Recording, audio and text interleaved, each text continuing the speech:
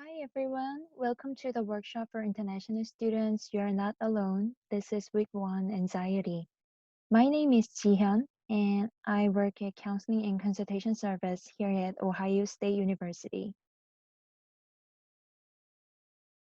This workshop consists of 4 parts: anxiety, depression, loneliness, and hope. And this is week 1 anxiety. Okay, let's look at the goals for week 1 anxiety. After this workshop, I hope we can explain what is anxiety and why it matters. We can identify our experiences with anxiety, and we can explain how we can deal with anxiety and practice the coping strategies. Also, we can think of at least one resource in each area: mental and emotional area, academic area, English, and financial area. What is anxiety? Anxiety is a feeling of fear or apprehension about what's to come. Anxiety occurs in response to anticipated danger, and it is a survival instinct. Let's imagine that this little person is you, and you meet a tiger in the jungle. When you're confronted by a tiger, you may feel fear, and this fear would make you either run or become pumped up to protect yourself. Now, let's imagine that there's a big test next week. Now you may feel anxious, and this anxiety would make you either avoid from the situation or you may feel muscle tension. So, the experience of anxiety is very similar to the experience of fear. The main difference is that anxiety occurs in the absence of real danger. It occurs because of potential danger. So when you feel anxious, you believe that you are in danger. When you feel anxious, the fight or flight response is activated, and it affects 3 systems. First, physical system. This is also known as the sympathetic nervous system. So you may feel increase in the heart rate and the strength of beat. The rate and depth of breathing will increase, and you may feel sweat and muscle tension. Also, your blood will flow towards the vital parts of your body, such as hearts, brains, and muscles. The pupils of the eyes will widen to search for potential threats. Lastly, the activity of your digestive system will decrease. Second, behavioral system. You may show a certain behavior, such as foot tapping. And last, your cognitive system. You may search for potential threats, and you may have difficulty in concentrating on your tasks. Or you may imagine the worst outcomes, and you may worry excessively, and you may think about what if a lot. Okay, so far we talked about what anxiety is and how it affects us. It's a natural and instinctive way of protecting ourselves. But sometimes anxiety matters. Why is it problematic? To answer this question, I need to talk about the vicious cycle of anxiety. Let me explain this cycle using an example.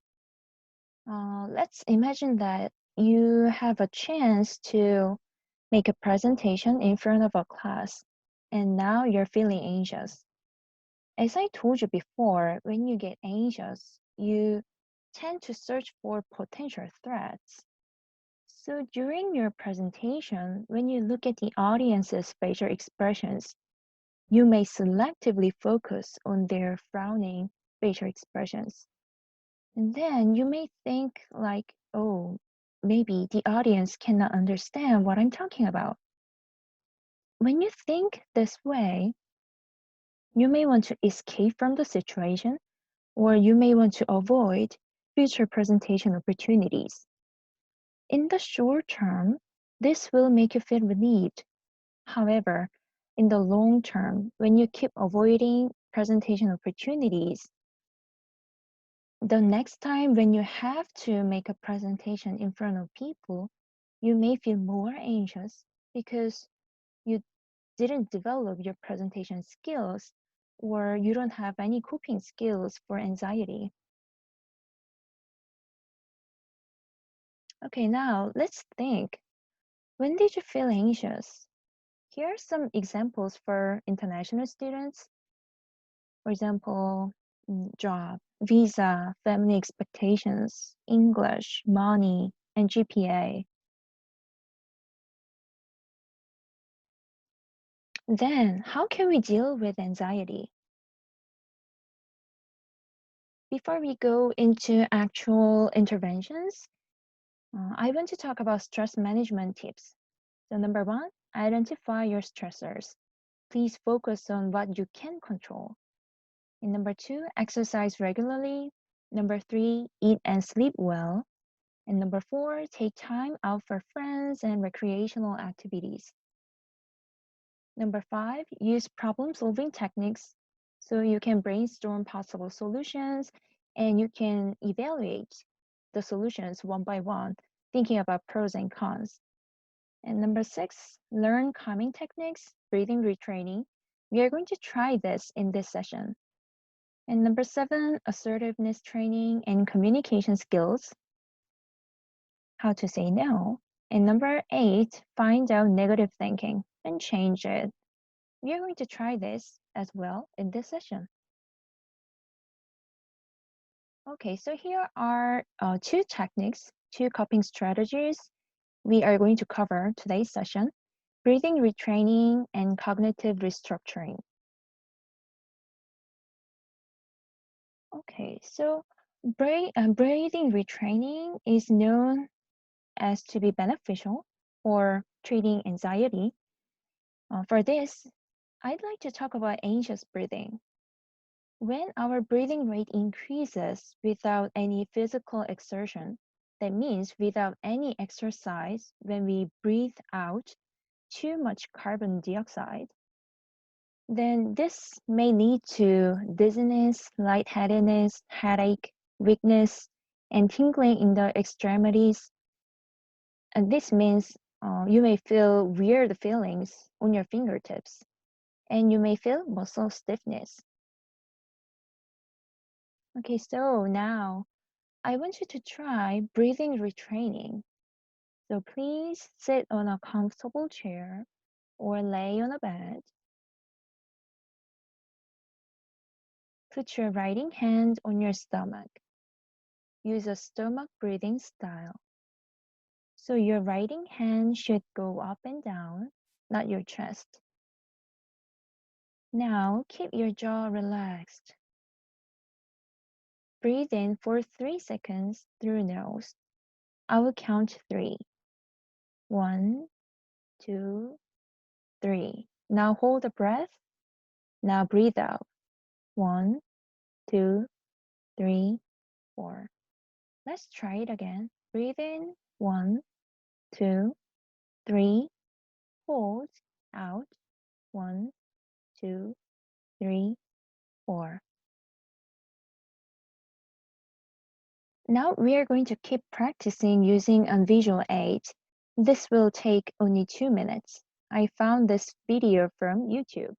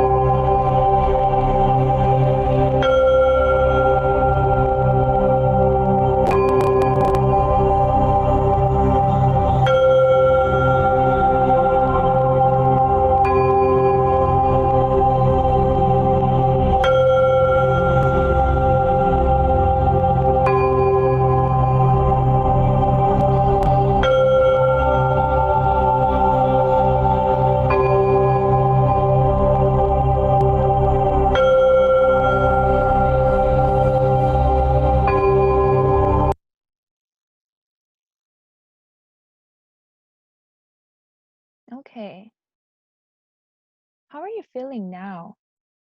For me, I feel much calmer and peaceful, relieved. Yeah, I hope you feel like this as well.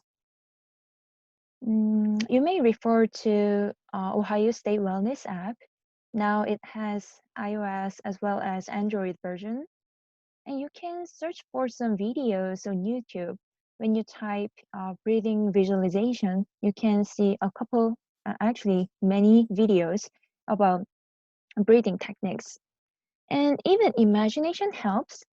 So sometimes before I make a presentation, when I feel anxious, I imagine this visual aids. So for example, a ball going up and down and a circle becoming bigger and smaller.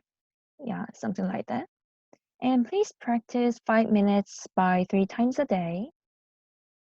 And now we are going to move on to cognitive restructuring.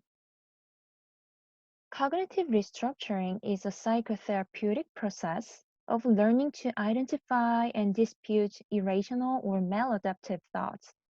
So simply put, uh, it's basically changing our thoughts.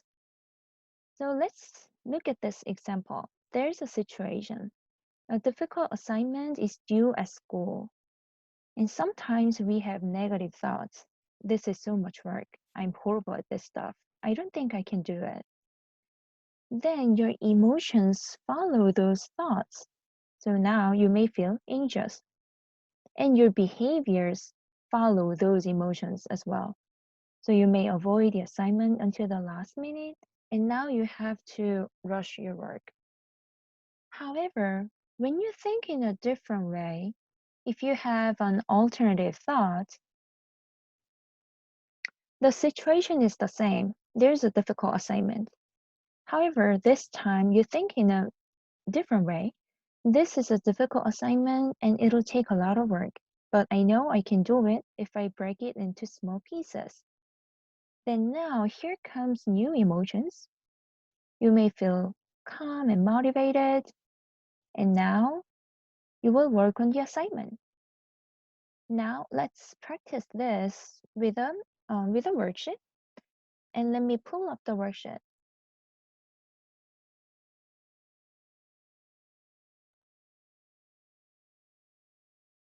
Okay.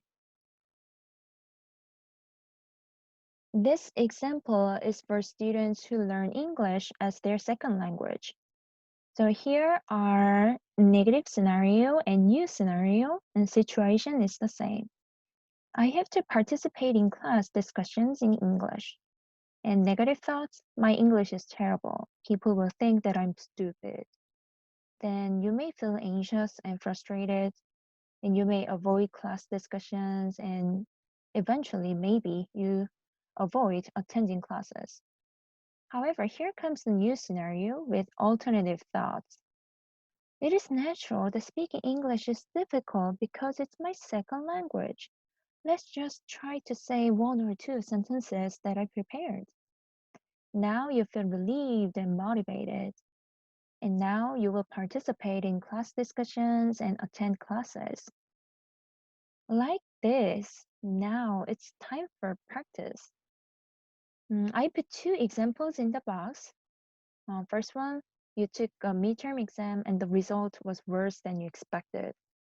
Maybe I'm not qualified to be here because I'm stupid. Number two, you checked the balance of your account and found out there was not enough money left. I'm so poor and miserable. My future will be like this forever. Please choose one scenario in the box from the box and you can change into a new scenario with alternative thoughts. Or it'll be wonderful if you can use your own example or story. So now I think you can pause the video for a while and try this. Okay, let me move on. And let me go back to the slides again.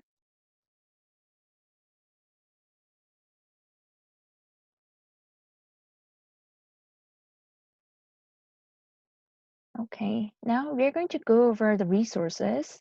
So first area is mental and emotional area. I know some of the services over here, uh, some of them are not available because of this COVID-19 pandemic, but some of them are still available through Zoom. So for example, counseling and consultation service, we cover all kinds of matters about mental and emotional area.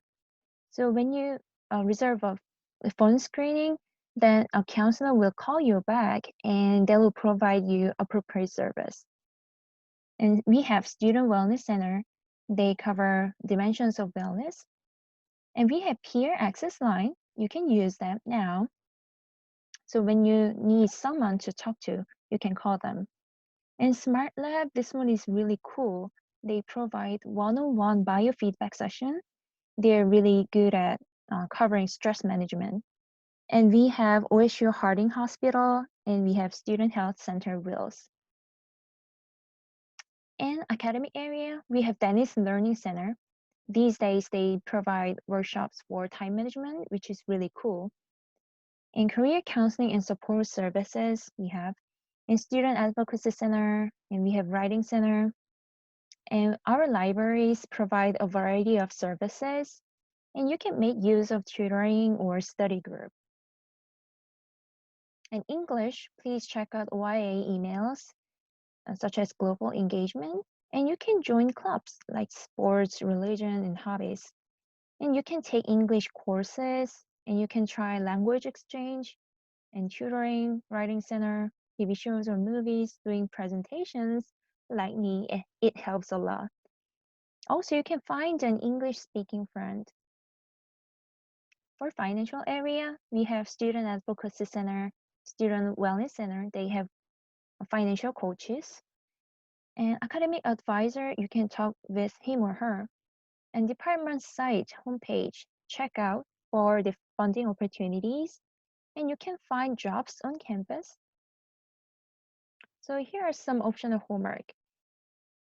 Breathing retraining, you can practice breathing with visual aids and cognitive restructuring and reach out one of the resources that you need.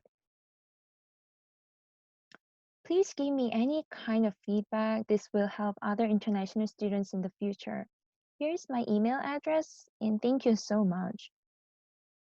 Here's the reference. Thank you for watching this video, and I hope you have a great day.